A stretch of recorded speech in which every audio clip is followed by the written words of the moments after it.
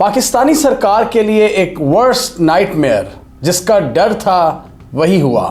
Richard گرینل، Trump کے بہت ہی قریبی دوست، ان کے خصوصی مشیر، ٹرمپ نے ایک بار پھر ان کو امپورٹنٹ ذمہ داری سونپ دی ہے، اور یہ وہی بندہ ہے جو ایک مہینے سے عمران خان کے حوالے سے ٹویٹس کر رہا ہے، فری عمران خان لکھ رہا ہے اور پاکستانی حکومت پر دباؤ ڈال رہا ہے کہ عمران خان کو ریلیز کیا جائے۔ رچرڈ گرینل نے جب کچھ دن پہلے عمران خان کے حوالے سے ٹویٹ کی تھی تو بہت سے لوگوں نے پاکستان میں اس خدشے کا اظہار کیا تھا کہ کہیں ٹرمپ اس کو کوئی اسپیشل پوسٹ پر تعینات نہ کر دے، اور وہی ہوا، ٹرمپ نے اس کو اپنا معاون خصوصی تعینات کر دیا ہے۔ آپ کو یاد ہوگا کہ ٹرمپ جس رات الیکشن جیتے تھے اس رات ہم نے ایک ویڈیو بنائی تھی اور اس کے اینڈ پر ایک پریڈکشن کی تھی، اور ہم نے کہا تھا کہ اگر ٹرمپ نے کوئی ایسا بندہ تعینات کر دیا جو اس حکومت پر تنقید کر رہا ہے تو کافی مشکلات پیدا ہو جائیں گی پاکستانی حکومت اور امریکن ایڈمنسٹریشن کے درمیان تعلقات قائم کرنے میں۔ ہمارے جو خدشات تھے وہ درست ثابت ہوئے۔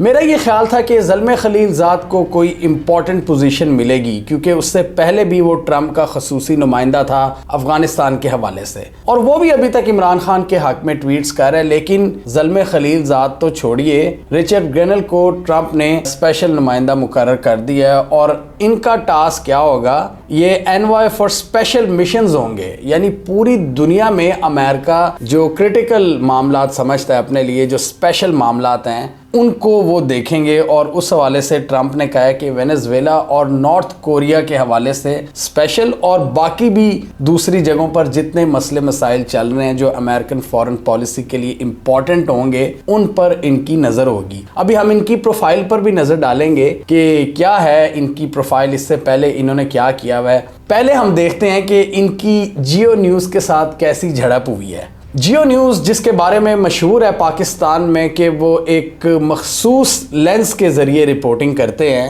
انہوں نے ٹرمپ کے اس خصوصی ایلچی کے حوالے سے ٹویٹ کی۔ انہوں نے کہا کہ ہم جنس پرست رچرڈ گرینل ٹرمپ کے خصوصی ایلچی مقرر، یعنی گے Richard Grenell appointed as Trump special envoy. اس کا گرینل نے نوٹس لیا اور انہوں نے جیو نیوز کو ٹیگ کرتے ہوئے جواب دیا ٹویٹر پر، I'll say it again Geo News, یعنی انہوں نے کہا کہ میں بار بار کہوں گا۔ اس سے پہلے جب رچرڈ گرینل نے ٹویٹس کیے تھے عمران خان کے حوالے سے تو زلفی بخاری نے ان کا شکریہ ادا کیا تھا، اور ان کی اس ٹویٹ پر یو ایس کے 2-3 اور لا میکرز فری عمران خان کی ٹویٹ کر چکے ہیں، اور اس سے پہلے جتنی ٹویٹس آئیں وہ تو آپ کے سامنے ہی ہیں کہ کتنے یو ایس سے کتنے لا میکرز نے ٹویٹ کیا عمران خان کے حق میں۔ ابھی ریسنٹلی میٹ گیٹس، جس کو ٹرمپ اٹارنی جنرل بنانے والے تھے لیکن ٹرمپ نے وہ اپنا ڈیسیجن واپس لے لیا کیونکہ وہ بہت زیادہ اسکینڈلس ہو چکے تھے، انہوں نے بھی عمران خان کے حوالے سے ٹویٹ کر دی ہے۔ اور یہ گرینل کی بات کریں تو یہ کوئی تیسری چوتھی ٹویٹ کر چکے ہیں عمران خان کے حوالے سے۔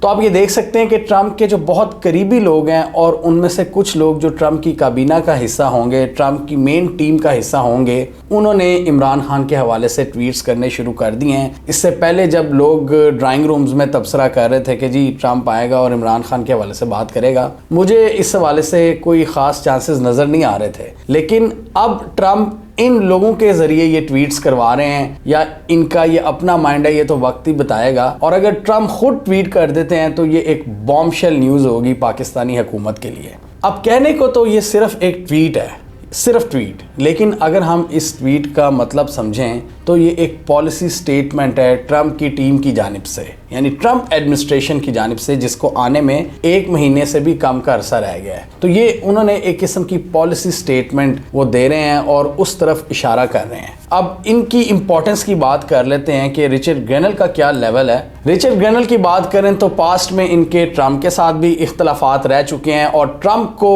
جو وہ کرٹیسائز کرتے ہوتے تھے وہ ٹویٹس وہ ڈیلیٹ کر چکے ہیں، اور وہ اپنے آپ کو اوپنلی گے ڈکلیئر کرتے ہیں۔ اب سوشل میڈیا پر انٹرسٹنگ فینومینا کیا دیکھا جا رہا ہے کہ پی ٹی آئی کے جتنے بھی سپورٹرز ہیں وہ رچرڈ گرینل کی حمایت کر رہے ہیں، اور اس حکومت کے جو زیادہ تر سپورٹرز ہیں وہ ان کو لتاڑ رہے ہیں اور وہ یہ کارڈ کھیل رہے ہیں کہ یہ تو جی ہومو سیکچول ہیں، یا یہ فرسٹ ایور گے اپوائنٹی ہیں امریکہ کی کسی بھی ایڈمنسٹریشن میں. اب اس طرح کی لڑائی ہم سوشل میڈیا پر دیکھ رہے ہیں اور بہت سے تبصرات دونوں جانب سے آبویسلی اٹیک کیے جا رہے ہیں ایک دوسرے پر. اس سے پہلے بھی ہم نے دیکھا تھا کہ عمران خان کے جو ناقدین ہیں، جو صحافی جیسے طلعت حسین وغیرہ، انہوں نے بھی ایک لسٹ تیار کی تھی کہ کون کون سا یو ایس کا نمائندہ جو عمران خان کی سپورٹ کر رہا ہے وہ پرو اسرائیلی ہے، وہ ہومو سیکشولز کو سپورٹ کرتا ہے، یا وہ کس آئیڈیالوجی کا حامی ہے. اور اس حوالے سے بھی ایک بڑی چپکلش دیکھی گئی تھی اور یو ایس کی جانب سے بڑا ایک اسٹرانگ ریئیکشن آیا تھا ان جرنلسٹ کو جو اس حکومت کا ساتھ دیتے ہوئے نظر آ رہے ہیں، مطلب جو عمران خان کی یو ایس کی سپورٹ کو کاؤنٹر کرنا چاہ رہے ہیں، اس کو نلیفائی کرتے ہیں. تو اب یہی سلسلہ ہم دیکھ رہے ہیں کہ اس قسم کے اٹیکس کیے جا رہے ہیں. اب آتے ہیں ہم رچرڈ گرینل کی پروفائل پہ کہ یہ کیا چیز ہیں. یہ ٹرمپ کی جو پہلی ایڈمنسٹریشن تھی 2016 والی، اس میں بھی بڑے اسپیشل ان کا ایک رول تھا اور جرمنی میں یہ امبیسڈر تعینات تھے. جرمنی میں امبیسڈر یہ ایک بہت بڑی پوسٹ ہے. اس کے علاوہ یہ former acting director of national intelligence بھی رہ چکے ہیں. اور ٹرمپ کے مطابق یو ایس کے جو کچھ ٹفسٹ فارن پالیسی چیلنجز ہوں گے ان کو نیویگیٹ کرنے میں یہ ٹرمپ کی مدد کریں گے. ٹرمپ کے پرانے ساتھی ہیں یہ اور بہت بھروسے والے آدمی ہیں جن سے ٹرمپ نے ہمیشہ فارن پالیسی کے حوالے سے مشورے لیے ہیں. اور مزے کی بات یہ ہے کہ یہ ٹرمپ کے فارن منسٹر یعنی U S secretary of state بننے کی ریس میں بھی شامل تھے، لیکن اس پوسٹ کو مارکو روبیو فل کریں گے. اس کو ہم نے اس ویڈیو میں ڈیٹیل میں ایکسپلین کیا تھا، آپ دیکھ سکتے ہیں. لیکن اس کو کمپنسیٹ کرنے کے لیے ٹرمپ نے ان کے لیے یہ معاون خصوصی کا عہدہ نکالا ہے. اس کے علاوہ یہ اسپیشل پریزیڈنشل انوائے رہ چکے ہیں سربیا اور کوسوو میں. پیس نیگوسیشنز کے حوالے سے بھی انہوں نے کام کیا ہوا ہے اور ٹرمپ نے ان کو نامینیٹ کرتے ہوئے ایک بہت بڑا نوٹ لکھا تھا اپنے سوشل میڈیا پلیٹ فارم پر. رچرڈ گرینل کا فارن پالیسی میٹرز کو حل کرنے کے حوالے سے جو سٹائل ہے وہ اگریسو سمجھا جاتا ہے اور امریکہ میں جو ہاکش اپروچ کے حامی لوگ ہیں جو کہتے ہیں کہ ہمیں اپنے اوپوننٹس پر ایک ٹف سٹینس اپنانا چاہیے، وہ ان کی کافی حد تک تعریف کرتے ہیں. اور پریزیڈنٹ ٹرمپ نے بھی ان کی بلنٹ ٹاک کی تعریف کی ہوئی ہے کہ چاہے ایلائز ہوں یا اوپوننٹس، یہ سب کے ساتھ سیدھی بات کرتے ہیں اور امریکہ کے انٹرسٹ کو پہلے رکھتے ہیں. اور امریکہ کی یہ جو اپروچ ہے امریکہ فرسٹ مینوفیکچرنگ کے حوالے سے، اس میں بھی ان کا سٹینس بالکل ٹرمپ کے ساتھ الائن کرتا ہے. اس کے علاوہ ٹرمپ کی ابھی کچھ عرصہ پہلے پریزیڈنٹ زیلنسکی کے ساتھ جب ملاقات ہوئی تھی، اس میٹنگ کے وقت بھی رچرڈ گرینل ٹرمپ کے ساتھ موجود تھے اور ٹرمپ نے وہاں پر ایک پیس پروپوزل پریزنٹ کیا تھا جس کو فارمولیٹ رچرڈ گرینل نے کیا تھا. ٹرمپ کا جو نیٹو کے حوالے سے سٹینس ہے، تھوڑا سا اگریسو سٹینس، اس میں بھی یہ ٹرمپ کے ساتھ نظر آتے ہیں. اور وہ سٹینس کیا ہے کہ نیٹو کی ایسٹ ورڈ ایکسپینشن نہیں ہونی چاہیے. وہ تب تک نہیں ہونی چاہیے جب تک یہ یورپین ممالک اپنا ڈیفنس بجٹ انکریز نہ کر لیں اور امریکہ پر ڈیپینڈنسی کم نہ کریں. تب تک نیٹو کو ایسٹ ورڈ ایکسپینشن کا کوئی حق حاصل نہیں ہے. اور یوکرین بھی جب تک اسپیشل سٹیپس نہیں اٹھاتا اس کو نیٹو میں شامل نہ کیا جائے. یعنی ڈیفنس سپینڈنگ کے ٹارگٹس کو پہلے پورا کرنا ہوگا تب نیٹو میں شمولیت ہوگی. ٹرمپ اور گرینل کے مطابق نیٹو کے جتنے ممالک ہیں اپنے دفاعی بجٹ کو 2% کم از کم لے کے جائیں. نیشنل سیکیورٹی اور اکانومی ان کے کی ایریاز ہیں. اس کے علاوہ ٹرمپ نے اپنی کیمپین کے وقت مشیگن میں جو عرب امریکن ووٹرز کو اکٹھا کیا تھا اس میں بھی گرینل نے ان کا بھرپور ساتھ دیا تھا. اور وہاں پر ڈیموکریٹس کو تاریخی شکست کا سامنا کرنا پڑا تھا جب ہم نے دیکھا تھا کہ مشیگن جو کہ کبھی ڈیموکریٹس کا سٹرانگ ہولڈ ہوا کرتا تھا، بائیڈن کی اسرائیل کو ریلینٹلیس کیمپین کی وجہ سے مشیگنز کے بہت سے مسلم ووٹرز نے ٹرمپ کے ساتھ الائن کیا.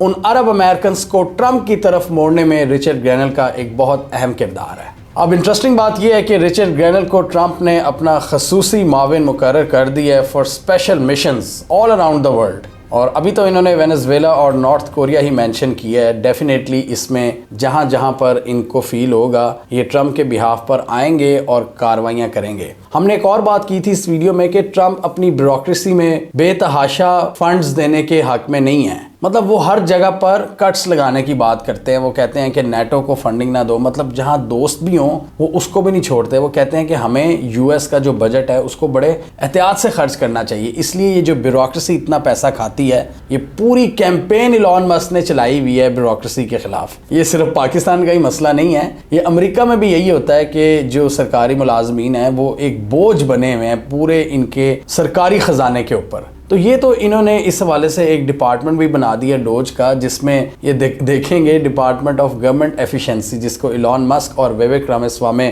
ہیڈ کریں گے. ٹرمپ کا سٹائل یہ ہے کہ اسپیشل انوائز, جن کو آپ وزیر یا مشیر کہہ سکتے ہیں, ان کے ذریعے پورے معاملات کو دیکھا جائے اور بیوروکریسی کو کم سے کم پیسہ دیا جائے.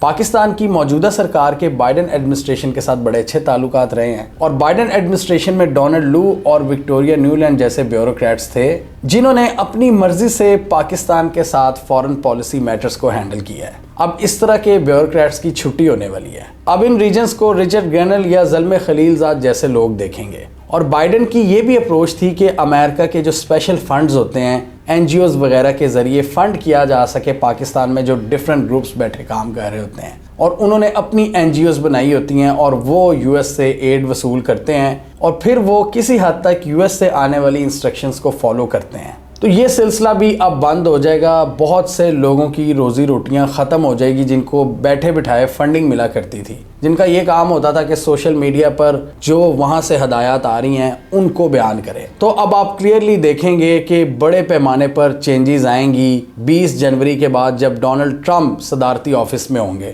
بڑے بڑے ڈیسیجنز لیے جائیں گے اور بڑی بڑی جگہوں کی فنڈنگ کٹ کی جائے گی, اور آپ کو کئی جگہوں پر پروپیگنڈا مشینریز بھی بند ہوتی ہوئی نظر آئیں گی. لوگوں کے نیریٹیوز تبدیل ہوتے ہوئے نظر آئیں گے.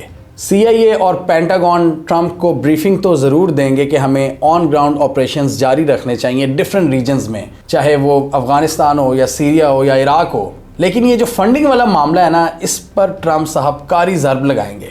وہ بندہ جو اپنے ملک میں سرکاری افسران کو ایکسٹرا پیسے دینے کے لیے تیار نہیں ہے, وہ پاکستان میں ان این جی اوز کو پیسے دے گا ایکسٹرا.